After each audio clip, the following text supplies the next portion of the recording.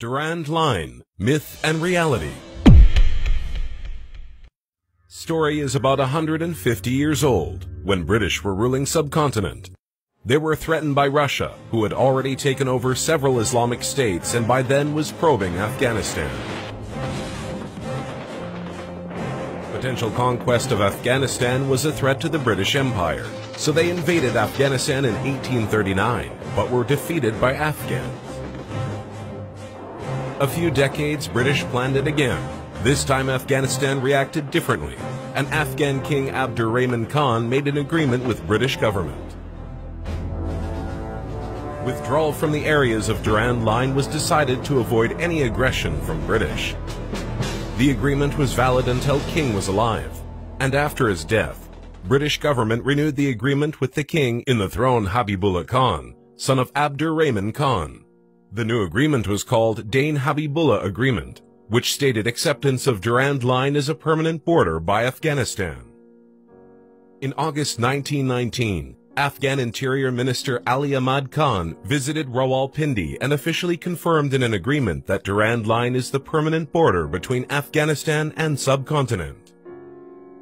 Later in November 1921, Sir R.C. Dubs visited Afghanistan in order to start the friendly political relations with Afghanistan. Third time on November 22, 1921, both parties made an agreement and accepted the Durand Line as a permanent international border. Many Afghans are unaware of the real history of Durand Line, and lately a perception had grown in strength in Afghan minds that only the agreement of Durand Line as international border was made only for 100 years by late King Abdur-Rahman Khan, completely in contradiction to historical facts and agreements done in this regards. When Pakistan came into being in 1947, it was consciously propagated that with the fall of the British Empire, the Durand Line Agreement is now history and stands null and void. This misconception of non-existence of Durand Line Agreement led Afghanistan to vote against Pakistan in UN. Pakistan was a reality, and Afghanistan was not eligible to reframe the border.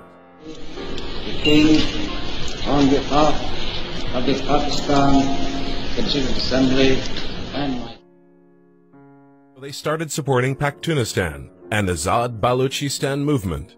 If even today, Mr. Asfandiar Wali and Mahmud Khan Achakzai, the two big pawns of these movements, are asked about the acceptance of Durand Line, their answer will be confusing, utterly distracting from the facts.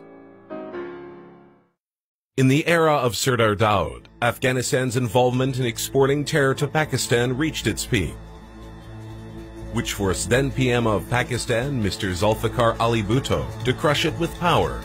The operation was conducted on orders of Bhutto, supervised by Akbar Bugti.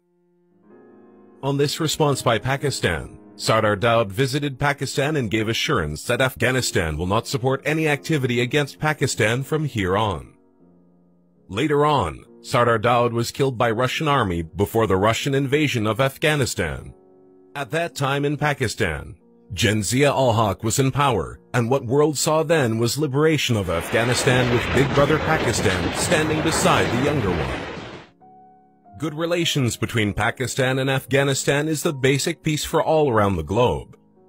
And for that, the myth of Durand Line must be killed so that reality takes over and Afghanistan must accept the Durand Line as international borders. Afghanistan must understand that in international politics, myths can't survive in front of facts. Partnering India for destabilizing Pakistan on a myth will never be fruitful for Afghanistan, as Pakistan is not a myth but a nuclear reality.